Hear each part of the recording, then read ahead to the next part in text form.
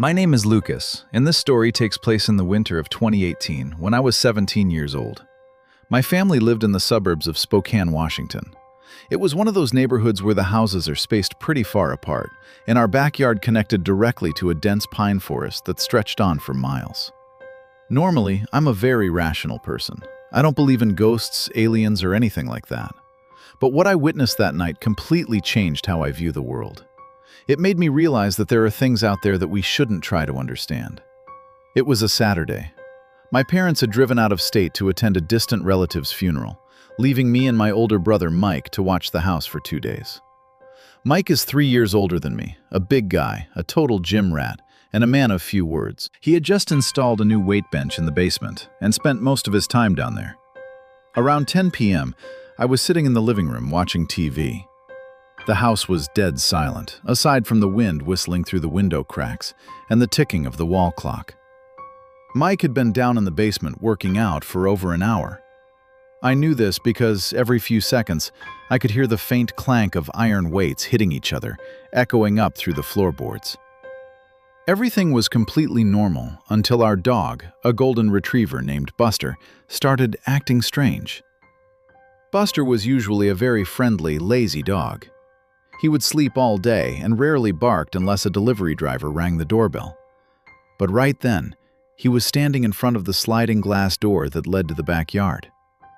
He wasn't barking. Instead, he was making this low, guttural whining sound, the kind dogs make when they are anxious or trying to get your attention. "Buster, you need to go out?" I asked, my eyes still glued to my phone screen. He didn't turn to look at me. He just stood there, frozen, staring into the pitch-black darkness beyond the glass. The fur on the back of his neck was standing straight up. I sighed, put my phone down, and walked over to the back door. I figured he probably saw a raccoon or a deer wandering into the yard. That kind of thing happened all the time in our area. As I got close to the glass, the cold from outside seemed to radiate through the double panes. I reached for the switch and flipped on the porch light. The yellow glow of the bulb illuminated the small concrete patio and a portion of the snowy lawn beyond. And that was when my heart stopped. Standing right in the middle of the yard, about 15 feet from the glass, was Mike. He was standing with his back to me, facing the dark tree line. He was wearing his usual workout clothes, a gray, sweat-stained tank top and black gym shorts. Confusion was the first emotion that hit me. Why the hell was Mike out there? It was 5 degrees below freezing outside. Dressed like that, he would freeze to death in minutes. And more importantly, I hadn't heard the door open. That sliding door was heavy and always made a loud screeching noise on the tracks. "Mike?" I called out loud, even though I knew he couldn't hear me through the soundproof glass. "What are you doing out there?" I reached for the lock to slide the door open and call him in, but something in my stomach, that gut feeling people always talk about, suddenly twisted into a knot. A voice in my head screamed, "Do not open that door." Just as my fingers grazed the latch, Mike slowly turned around. His movement was wrong. It wasn't fluid like a human being. It was jerky, stiff, almost like a marionette puppet being controlled by invisible strings. When he fully turned to face me, I felt the blood in my veins turn to ice. It was Mike's face. Or, at least, it was arranged to look like Mike. But the skin of this thing was unnaturally pale, almost a waxy grayish color. His eyes were wide open, unblinking, the pupils pitch black and lifeless like a dead fish. But the most terrifying part was the smile. His mouth was stretched into a grin that went from ear to ear, exposing way too many white teeth. It wasn't my brother's smile. It was a distorted imitation, a grin devoid of any emotion, just a purely mechanical stretching of facial muscles.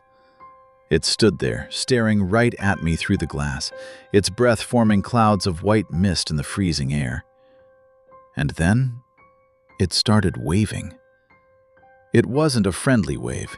Its arm shot up, stiff as a board, and only the hand moved back and forth with a rhythm that was disturbingly consistent. Left, right, left, right. By this point, Buster had backed away behind me, his tail tucked between his legs, growling viciously, a sound I had never heard from this gentle dog before. My mind was racing. Is Mike pranking me? But how could he hold that smile for so long without blinking? And that gray skin? Was it just the lighting? Suddenly, I remembered. I could still hear the faint clank, clank, coming from beneath the floorboards.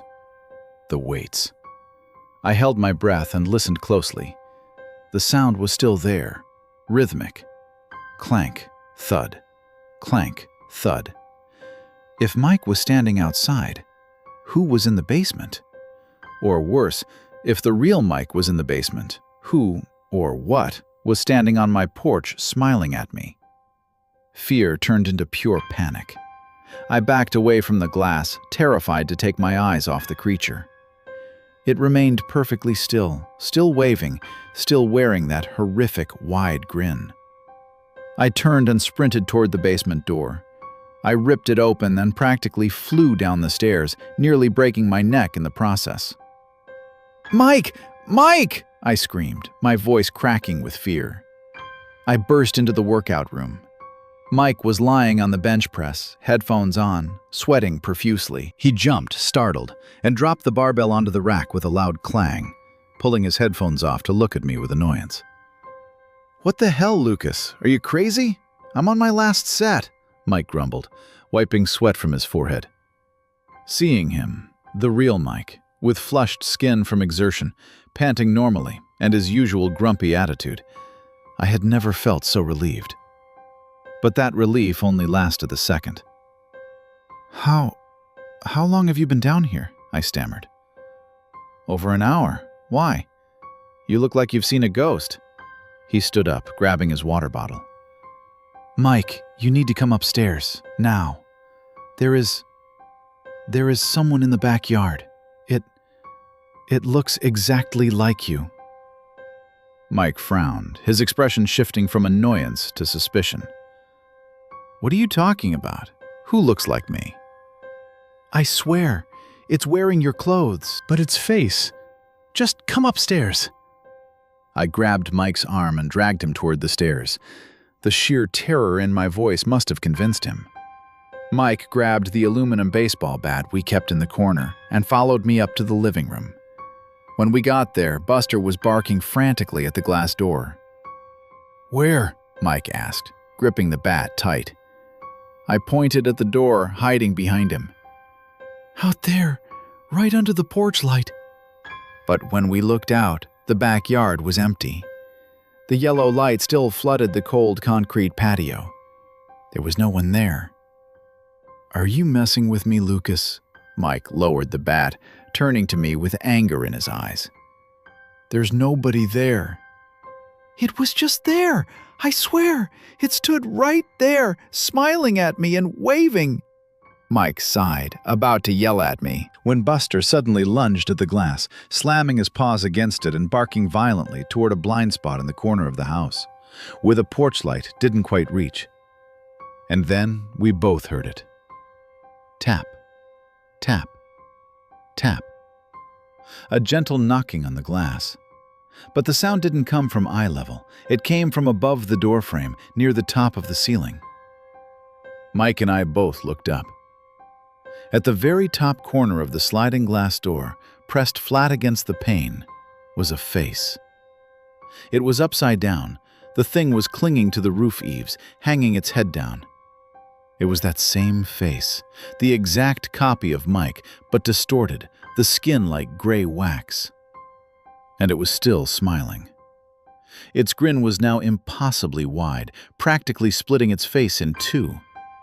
Its pitch-black eyes stared directly at the real Mike, locking onto us with a sick sense of amusement. "What the f—" Mike gasped, stumbling back, his face draining of all color. The thing opened its mouth, and instead of speaking, it emitted a sound. It was Mike's voice, but corrupted, static-filled, like a broken radio. "Open the door," Mike screamed and hurled the baseball bat at the glass. Bang! The throw didn't shatter the reinforced glass, but it made a massive noise.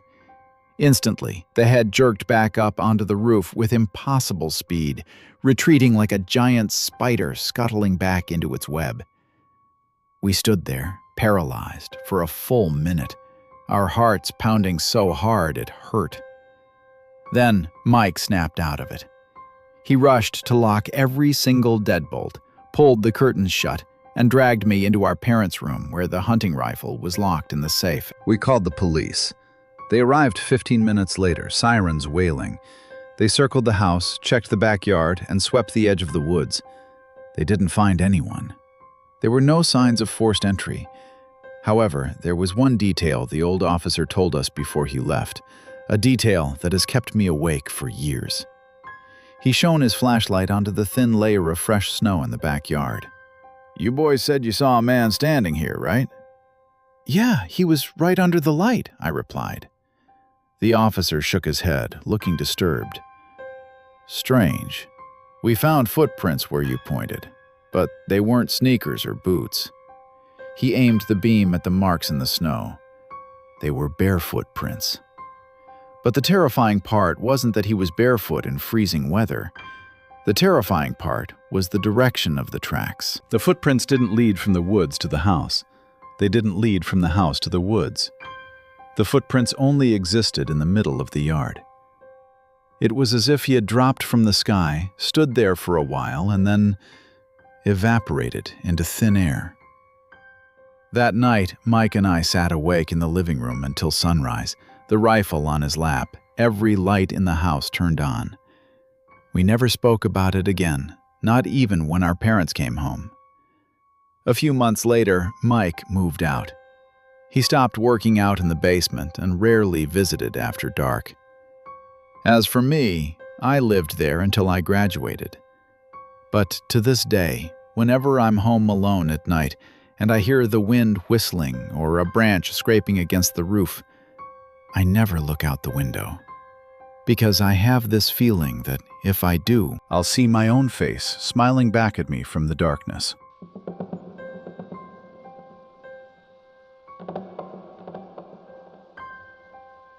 My name is Elias, and this happened to me in the fall of 2019.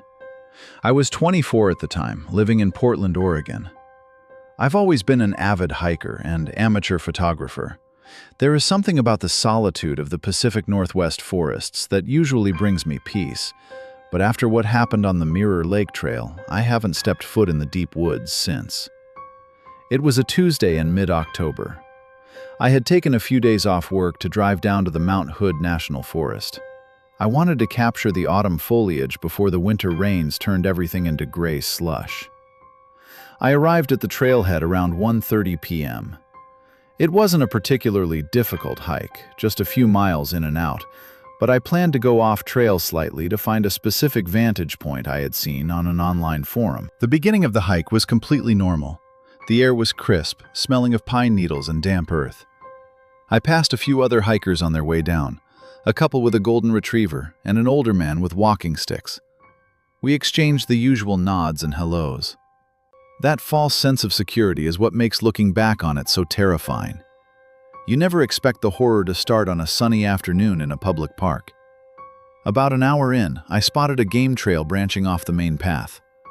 It looked overgrown, ferns brushing against my shins as I pushed through, but I could hear the faint sound of a stream nearby. I figured it would be a perfect spot for long exposure shots of the water. I walked for maybe 20 minutes, moving deeper into the brush. The canopy above was thick, filtering the sunlight into patches of gold and shadow. I found the stream, a beautiful moss-lined creek cutting through ancient basalt rocks.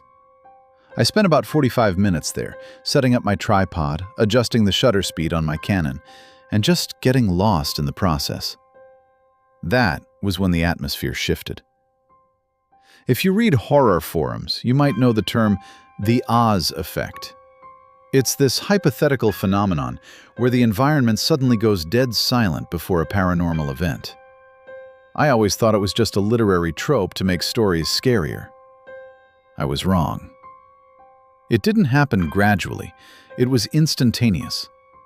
1 second, there was the ambient noise of the forest, the wind rustling the Douglas firs, the distant call of a jay, the buzzing of insects. The next second, it was like someone had hit the mute button on the world. The wind died completely. The trees stood paralyzed. Even the stream I was standing next to seemed to grow quieter, the water rushing over the rocks with a muffled, suppressed sound. A heavy, static feeling settled in my ears, like the pressure change you feel in an airplane cabin before your ears pop. The hair on my arm stood up, and an intense wave of nausea rolled over me. It was that primal instinct, the gut feeling telling you that you are no longer the predator. You are the prey. I froze, my hand hovering over my camera bag. I scanned the tree line, looking for a bear or a cougar. That was my logical fear. Large predators often cause silence in the woods as smaller animals go into hiding. But then I heard it. It was a shout. It came from deeper in the woods, maybe 100 yards upstream. But it wasn't a help cry, and it wasn't a conversation. It sounded flat. It was a single, monotone syllable, like a human voice box being played through a low-quality speaker. Hey. Just that. No inflection, no emotion. I stayed silent, crouching behind a large fern-covered boulder. A minute passed. Then I heard it again, closer this time. Hey. It sounded exactly the same. Identical pitch, identical duration. It didn't sound like a person calling out. It sounded like a recording being looped. I peeked over the top of the boulder, squinting through the dense array of tree trunks. At first, I didn't see anything, just the endless pattern of brown bark and green ferns. But then, my eyes caught a patch of color that didn't belong. About 70 yards away, near the base of a massive, fallen, ancient tree that had been uprooted years ago, something was standing. From a distance, it looked like a hiker. It appeared to be wearing a flannel shirt, the red and black plaid pattern standing out against the forest backdrop. I felt a momentary wash of relief. It was just another person, maybe lost, maybe looking for the trail. I stood up, about to call out to them. But then, I decided to use my camera lens as a binocular to check first. I lifted my camera, zoomed my 70 to 300 millimeter lens all the way out, and focused on the figure. The breath caught in my throat. It wasn't a shirt. The red and black pattern wasn't fabric. It was part of its skin. It looked like raw muscle fibers or veins arranged in a crosshatch pattern to mimic a flannel shirt.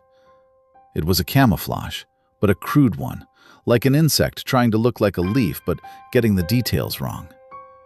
And the shape was all wrong. The figure was standing next to the fallen tree, but its proportions were grotesque. Its torso was impossibly long and thin, stretching upward like taffy. Its arms hung down past its knees, ending in hands that looked like clumps of pale roots. But the worst part, the part that still gives me nightmares, was the face. It didn't have one. Where a face should have been, there was just a smooth, pale surface. No eyes, no nose, no mouth. Just a blank slate of flesh. As I watched through the lens, trembling, the thing moved. It didn't walk, it didn't take a step. It simply unfolded. It had been crouching slightly, I realized. As it straightened up, I saw that its legs bent backward at the knee, like a dog's legs. It stood up to its full height, easily over 7 feet tall. And then a slit opened on the smooth face. A horizontal tear in the flesh where a mouth should be. "Hey," it boomed. This time it wasn't quiet, it was loud, painfully loud. It echoed through the silent forest, bouncing off the trees. I didn't think. I didn't pack my tripod. I didn't zip my bag. I just turned and ran. I ran with a speed I didn't know I possessed. I tore through the brush, thorns ripping at my jeans and scratching my face. I didn't care. The silence of the forest was broken now, but not by natural sounds. Behind me, I heard the sound of heavy, wet thuds hitting the earth. It wasn't the rhythmic stride of a human. It was an erratic, rapid thump, thump, thump, like a wounded animal galloping on too many limbs. I risked a glance over my shoulder only once. The thing was weaving through the trees. It moved with a jerky, strobe-like quality, appearing in one spot and then glitching forward to the next. It wasn't running. It was throwing itself forward, its long arms grabbing tree trunks and swinging its body through the air like a pendulum. It was gaining on me. I saw the main trail ahead, a strip of packed dirt cutting through the ferns. I pushed my legs harder, my lungs burning as if I had inhaled fire. I burst onto the trail, nearly colliding with a group of 3 college-aged hikers. "Whoa, dude, you okay?" one of them asked, grabbing my arm to steady me. I spun around, gasping for air, pointing back into the dense bush. "Run! There's something!" I couldn't finish the sentence. I looked back at where I had come from. The brush was still swaying from my exit. But beyond that, nothing. The silence was gone. Suddenly, I could hear the wind again. A squirrel chattered from a branch above us. The group of hikers was talking, their music playing softly from a portable speaker. The world had snapped back to normal, as if a switch had been flipped. "You okay, man? You look like you've seen a ghost," the girl in the group said, looking concerned. I stood there, hands on my knees, trying to slow my heart rate. I scanned the darkness of the deep woods. I knew that if I told them I saw a 7-foot-tall, faceless monster wearing a meat shirt, they would think I was on drugs. "Bear," I lied, my voice shaking. "Huge bear. Started chasing me." Their eyes went wide. They didn't ask any more questions. We all hiked back to the parking lot together, moving quickly. I stuck to the center of the group, flinching at every snapping twig. When I got back to my car, I threw my gear in the backseat and locked the doors. I drove for 20 miles before my hands stopped shaking enough to grip the steering wheel properly. When I finally got home to Portland, I did something I had been dreading. I took the SD card out of my camera and plugged it into my computer. I opened the folder. I found the last few photos I had taken of the stream. They were beautiful, sharp, perfectly exposed. Then I looked for the video. I remembered that my camera had been in live view mode when I zoomed in, but I hadn't hit the record button. I didn't have a video. But I remembered that right before I ran, I had instinctively pressed the shutter button halfway down to focus. My camera was set to back button focus, meaning it sometimes snaps a burst if you are in high-speed mode. There was one photo at the very end. It was blurry. The motion of my hands shaking and the low light made it grainy. In the center of the frame, you can see the massive fallen tree, and next to it, there is a blur of red and black and pale beige. It's too distorted to prove anything to anyone else. If I showed you, you'd say it was just a trick of the light, a piece of bark, or a double exposure. But I zoomed in on the upper part of the blur. There, in the grain and the pixels, is that horizontal tear, that black void of a mouth. I deleted the photo. I sold the camera a week later. I still hike sometimes, but only on paved trails, and only when there are dozens of people around. Because I know that out there, in the deep silence where the birds don't sing, something is waiting. And it knows what we look like. It's learning to look like us. And it's only a matter of time before it gets the details right.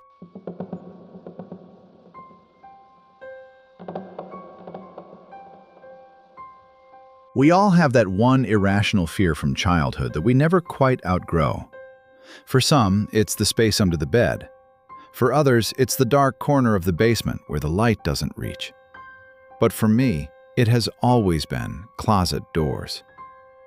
I can't sleep with them open, not even a crack, because I know that an open door isn't just an empty space, it's an invitation. And I learned the hard way that sometimes something is standing in the dark, waiting for that invitation to be accepted. This happened back in 2002, when I was 8 years old. My parents had just bought a fixer-upper farmhouse in rural Pennsylvania, about an hour outside of Lancaster.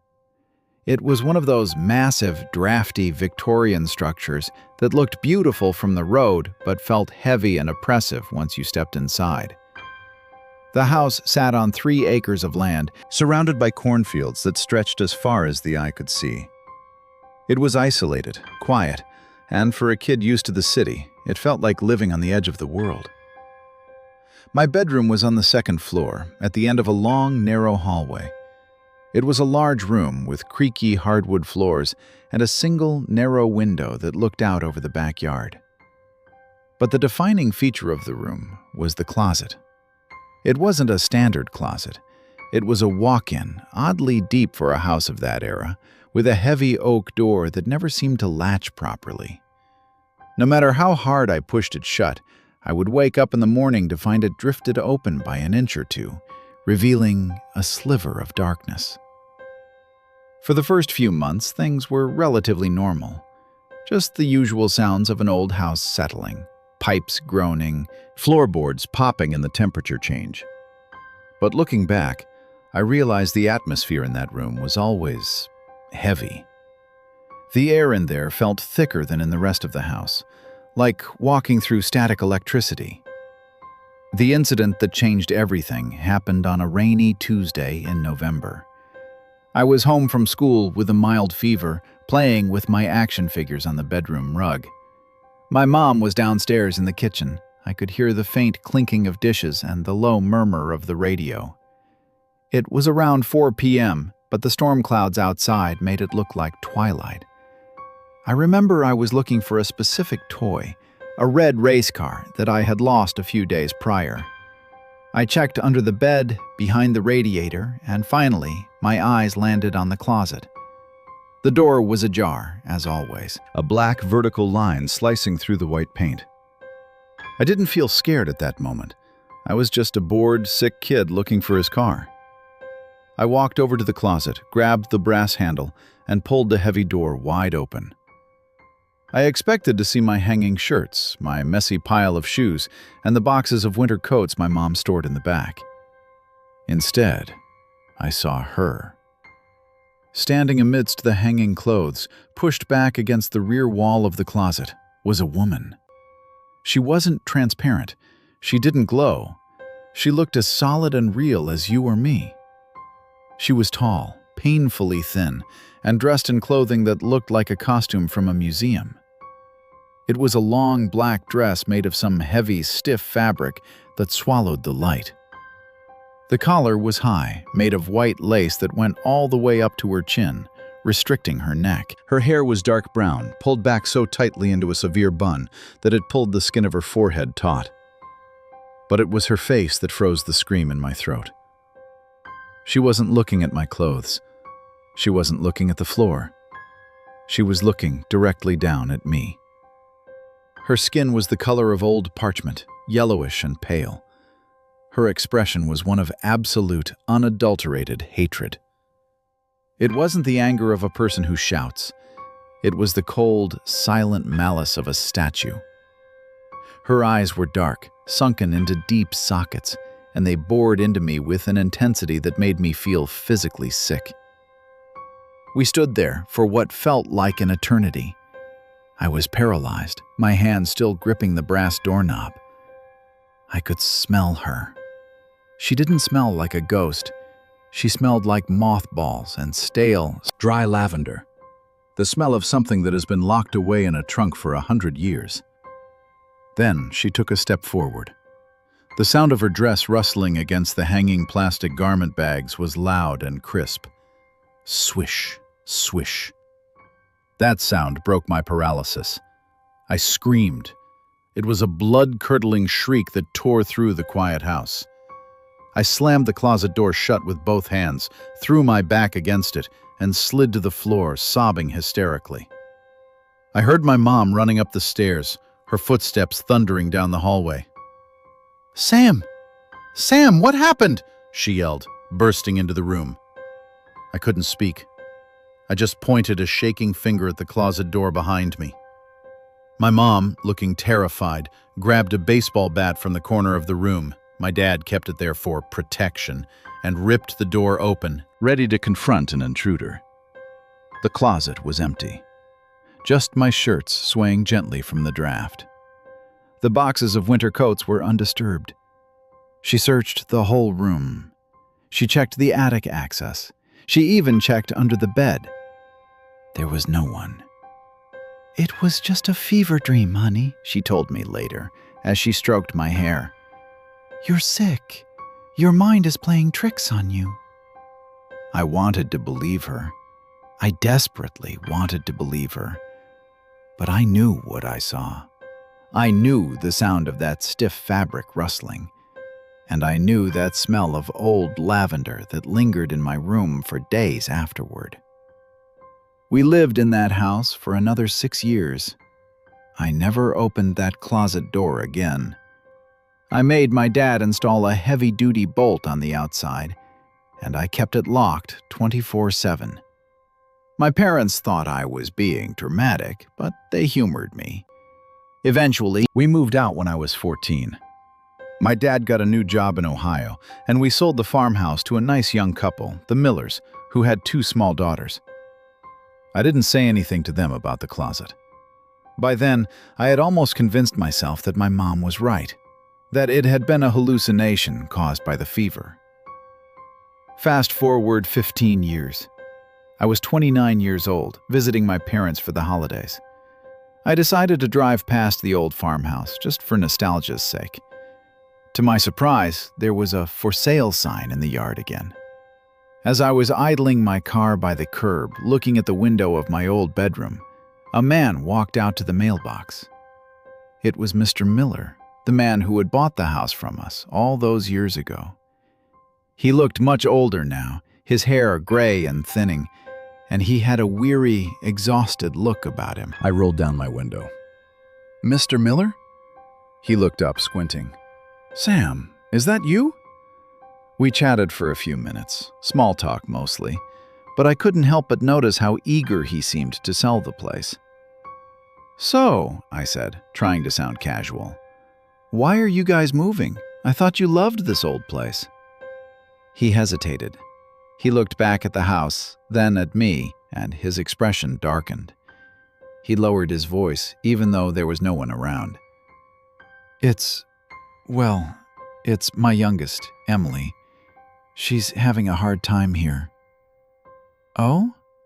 I felt a cold prickle on the back of my neck. "What kind of hard time?" "Nightmares," he said, rubbing his eyes. "Terrible ones. She's been having them since she was a toddler, but they've gotten worse lately. She refuses to sleep in a room." "Which room?" I asked, though I already knew the answer. "The one at the end of the hall, the one that used to be yours." My hands tightened on the steering wheel. What does she dream about?" Mr. Miller sighed, looking uncomfortable. "It sounds crazy, Sam, but she keeps talking about the mean lady. She says there's a lady who lives in the wall." "In the closet," I whispered. It wasn't a question. Mr. Miller's head snapped up. He looked at me with wide, shocked eyes. "How did you know that?" I swallowed hard, my throat dry. Can you tell me what the lady looks like? Did Emily ever describe her?" "Yeah," he said slowly, his voice trembling slightly. "Emily draws pictures of her. She says the lady is very tall and very skinny. She says she wears a black princess dress that's stiff and crunchy." He paused, looking at me as if waiting for me to laugh. When I didn't, he continued. "But the specific thing, the thing that really freaks my wife out, is that Emily says the lady has a white bandage around her neck." "A high collar," I corrected him. "Lace." Mr. Miller's face went pale. "Yes, lace. And she says the lady has her hair pulled back so tight, it looks like it hurts." The silence that followed was heavier than the silence in the woods. We just stared at each other, 2 grown men standing on a sunny roadside, united by a terrifying realization. I hadn't hallucinated. The fever hadn't made me see things.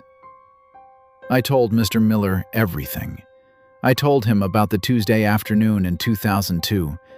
I told him about the hate in her eyes. I told him about the smell of lavender. When I finished, he didn't call me crazy. He just nodded, looking defeated. "We found something," he whispered. "Last week." We were cleaning out the attic to get ready for the move. We found a box of old photos tucked under the insulation. They must have belonged to the original owners from the 1900s. He pulled his phone out of his pocket. I took a picture of one of them because Emily started screaming when she saw it. He turned the screen toward me. It was a sepia-toned photograph, cracked with age. It showed a family standing on the front porch of the very house we were looking at.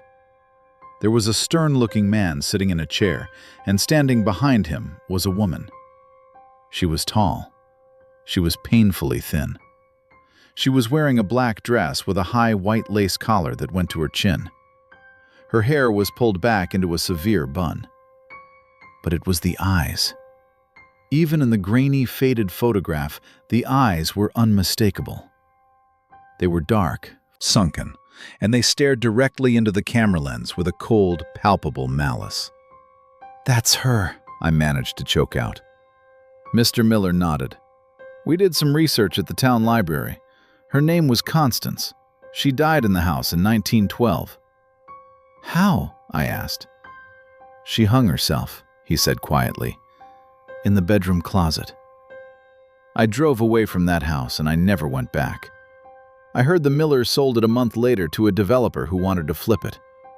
I don't know who lives there now, but sometimes when I'm trying to fall asleep in my modern apartment in the city, I think about that closet.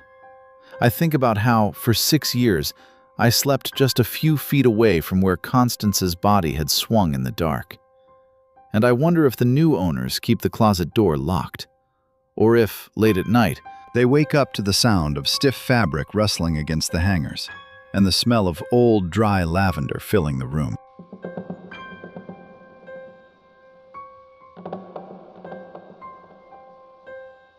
You know that specific feeling you get when you're walking alone at night and the air suddenly feels static? It's not just a drop in temperature, it's a drop in reality. It's the sensation that the world around you has thinned out, like a piece of paper held up to a light, revealing something printed on the other side. I never put much stock in campus ghost stories. Every university in New England claims to be the most haunted, usually just to sell tickets to Halloween tours. But what I saw during my sophomore year at Hallowell College wasn't a story.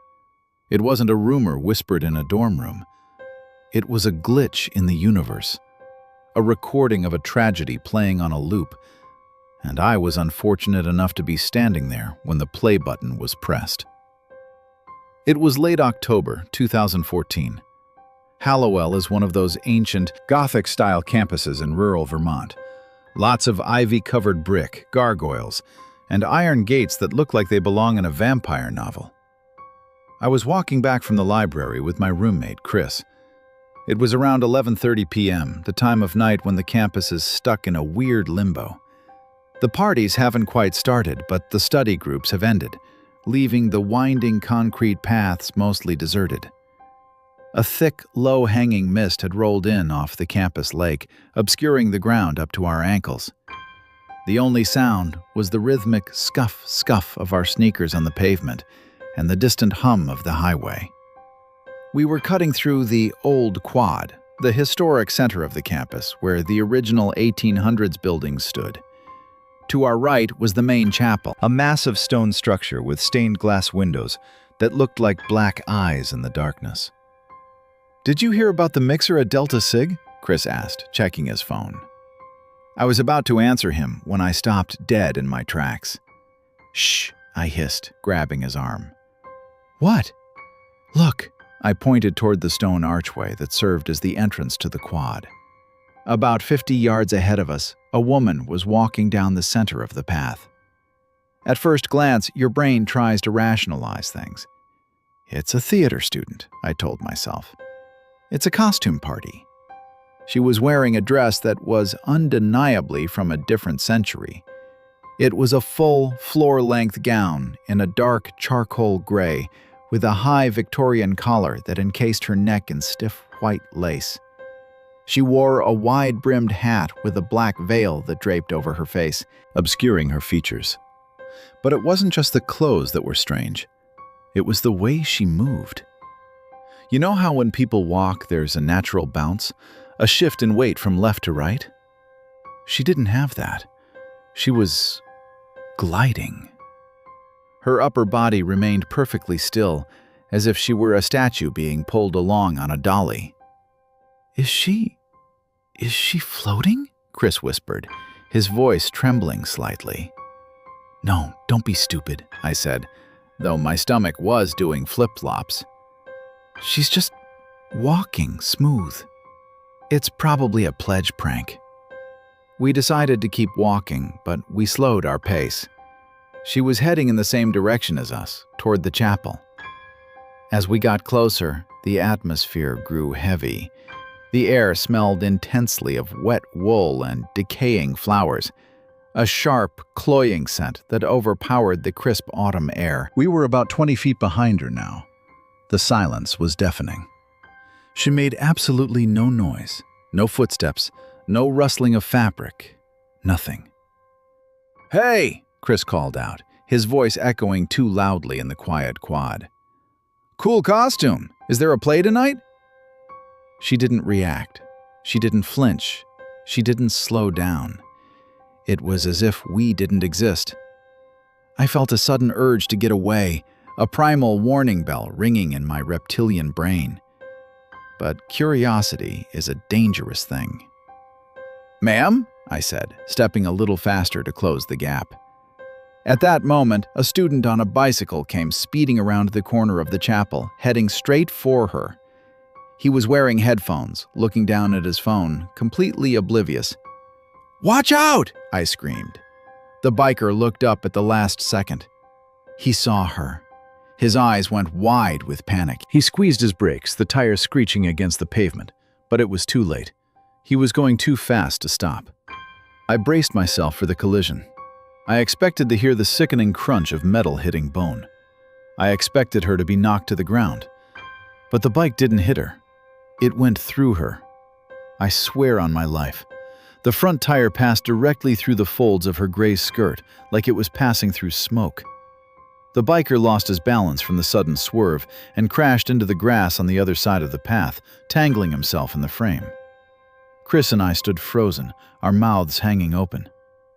The woman didn't stumble. She didn't look back. The impact hadn't disturbed a single fold of her dress.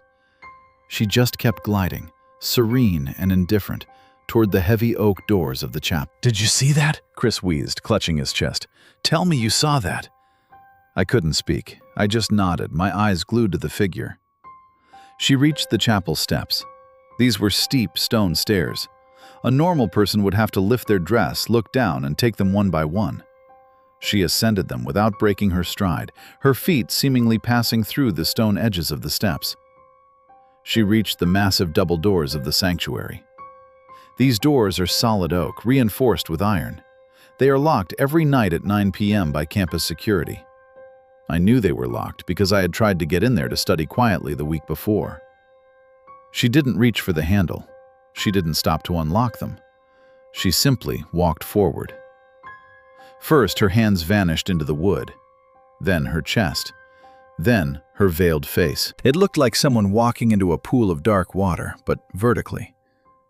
For a split second, the back of her dress and her trailing skirt were the only things visible, protruding from the solid wood. And then, with a final, silent ripple, she was gone. The doors remained shut, bolted, unmoved. The biker was groaning on the grass, untangling his legs. Chris and I sprinted up the stairs, adrenaline overriding our fear. I grabbed the iron handle of the chapel door and yanked it with all my strength. Locked, rock solid. I put my ear against the wood. I expected to hear footsteps inside, or maybe the sound of a door closing. Silence. Absolute, dead silence. "We need to get in there," Chris said, his face pale and sweaty. "Maybe there's a side door open? Maybe it's a hologram?" We ran around to the side entrance, which was equipped with a card reader. Chris was an RA, resident advisor, so his card had access to most buildings. He swiped it, the light turned green, and we burst into the sanctuary.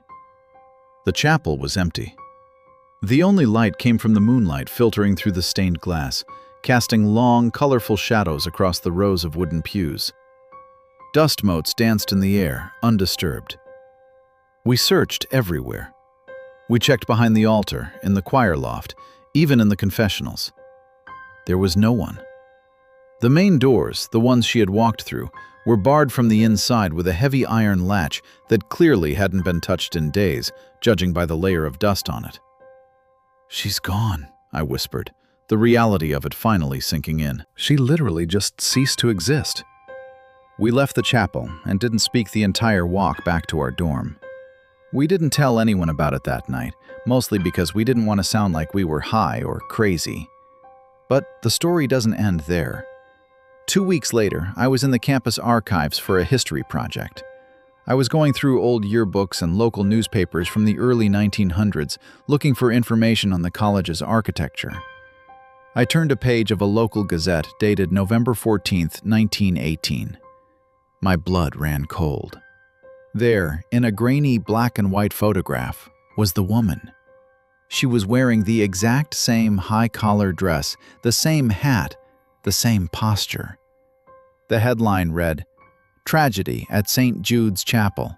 Bride-to-be collapses on wedding day." The article detailed the death of a young woman named Eleanor Vance. She was the daughter of a prominent professor. She was set to be married in the college chapel in the fall of 1918. But this was during the height of the Spanish flu epidemic. According to the report, Eleanor had fallen ill the morning of her wedding, but refused to cancel, thinking it was just nerves. She managed to walk down the aisle, but as she reached the altar, she collapsed. She died 3 hours later, still wearing her wedding dress. But here is the detail that made me drop the book. The article mentioned that, because of the rapid spread of the flu, the family couldn't hold a public viewing. She was buried quickly. But in the photo, which was taken a week before the wedding for a society column, she wasn't wearing white. It was a black and white photo, so I couldn't tell the color. But the caption read, "Miss Vance modeling her traveling gown, a charcoal gray ensemble with Belgian lace, which she intended to wear for her honeymoon departure." It was the same dress. I realized then that we hadn't seen a ghost reenacting her death. We had seen a ghost reenacting the moment she arrived at the chapel, full of hope, moments before her life ended. I still walk past that chapel every day to get to class, and every time I look at those heavy oak doors, I don't see wood and iron. I see a portal, a thin veil between our world and the past. And sometimes, if the fog is thick enough, and the night is quiet enough, I catch a whiff of decaying flowers and wet wool, and I know she's walking beside me, trying to get to the altar one last time.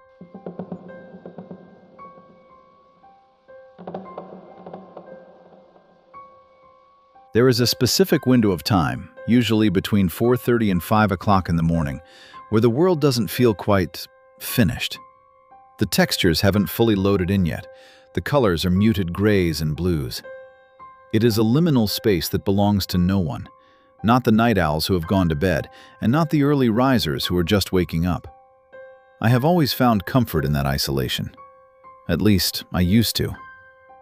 I'm a landscape photographer by trade, but I took up running a few years ago to help with my insomnia. I live in a small town called Oak Haven, nestled right at the base of the misty foothills in Washington state.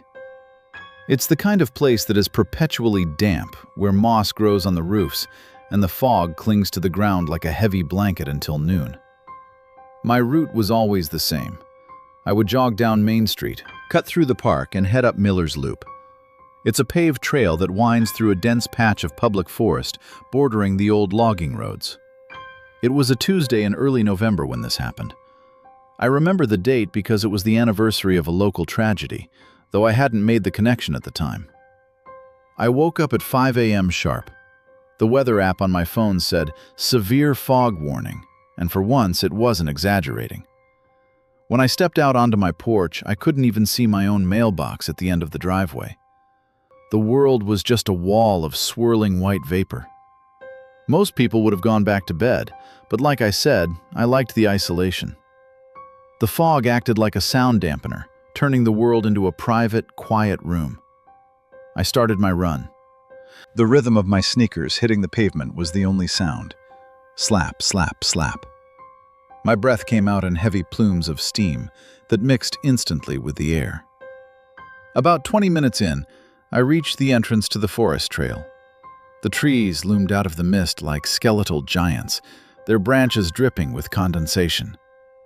As I ran deeper into the woods, the visibility dropped to maybe 10 feet. I was running in a bubble of clarity, with everything beyond that bubble lost to the white void. The trail leads to a specific intersection known as Dead Man's Fork. 15 years ago, long before the trail was paved for runners, this was a service road. A local taxi driver named Mr. Henderson had been driving home late one night during a storm. He skidded off the embankment and crashed into an old oak tree. He didn't survive. His family had erected a memorial at the spot, a heavy concrete cross cemented into the ground, surrounded by a little garden of plastic flowers. Over the years, it became a landmark for us runners. You touch the cross for good luck, and you keep running. As I approached the fork, I slowed down to a walk. My lungs were burning, and the air had become strangely heavy. That's when I felt it. It wasn't a sound, it was a sensation. You know that feeling when you're sitting in a crowded room and you can feel someone staring at the back of your neck? It was like that, but magnified 100 times. The hairs on my arms stood up, my stomach dropped. The silence of the forest, which had been peaceful minutes ago, suddenly felt predatory. The birds had stopped singing. The wind had died.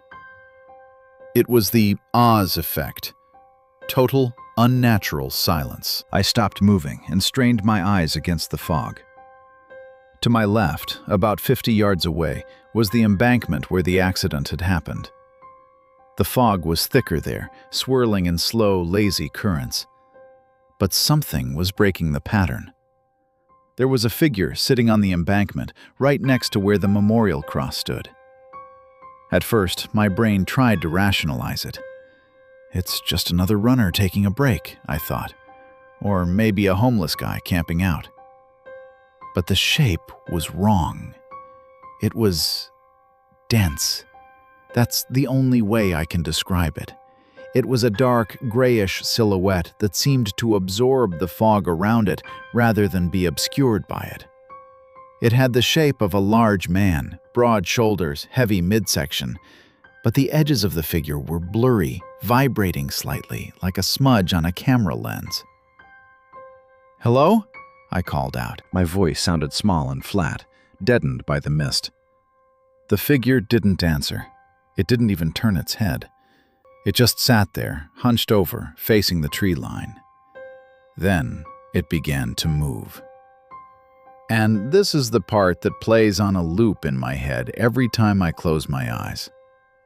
A normal person stands up by engaging their legs and lifting their torso. This thing didn't do that. It placed two long, pale arms onto the ground in front of it. It pushed its torso up first, its legs dragging limply behind it for a second before snapping into place. It reminded me of a marionette being pulled up by strings that were attached to the wrong joints. It stood up to its full height. It was tall, too tall. Maybe 6'5", maybe 7 feet.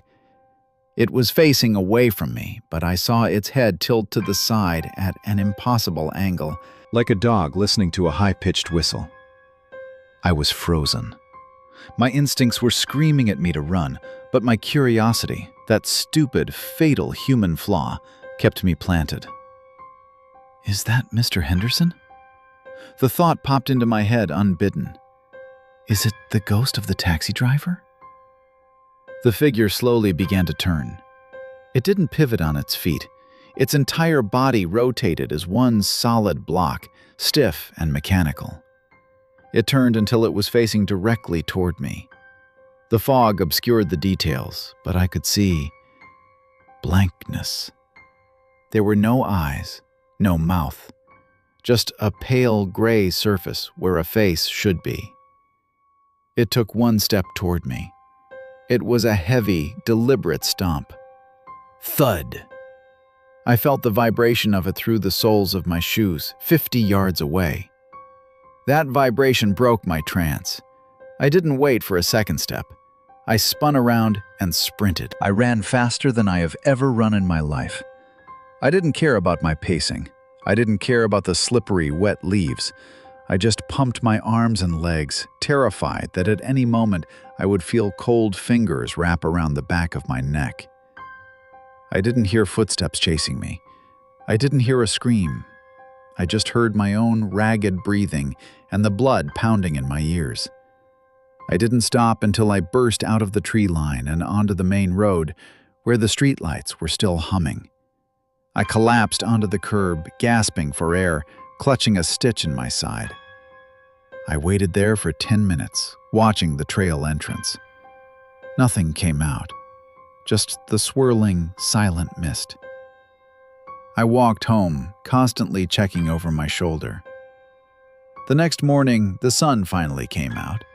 The fog burned off around 9 a.m. I tried to convince myself I had hallucinated.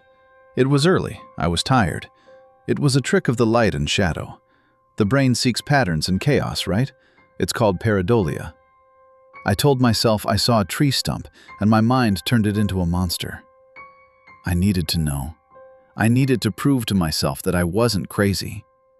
So, around noon, I drove back to the trail. I walked to the crossroads, this time in the broad daylight with birds chirping and cars driving by in the distance. I walked up to the embankment. There were no footprints in the mud. The ground was undisturbed. I let out a breath I didn't know I was holding. See, I thought, it was nothing, just your imagination. I turned to leave, feeling foolish. But then I looked down at the memorial. The concrete cross, Mr. Henderson's memorial, was gone. I stepped closer. The cross hadn't been stolen. It was lying flat on the ground, face down in the dirt. But it hadn't fallen over from old age or wind. The concrete base, which was a heavy block the size of a cinder block, had been shattered.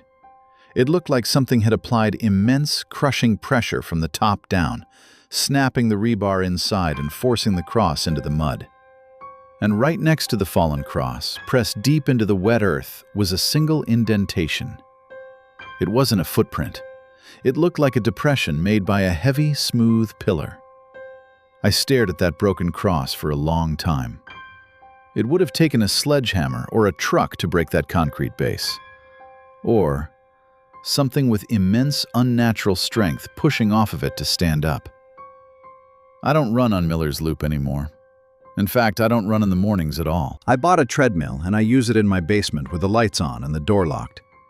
Because sometimes when the fog rolls down from the hills and settles against my windows, I get that feeling again. That static pressure in my ears. That feeling of being watched. And I know that somewhere out there, in the gray, textureless void of the early morning, the thing from the crossroads is still waiting for someone to stop and say hello.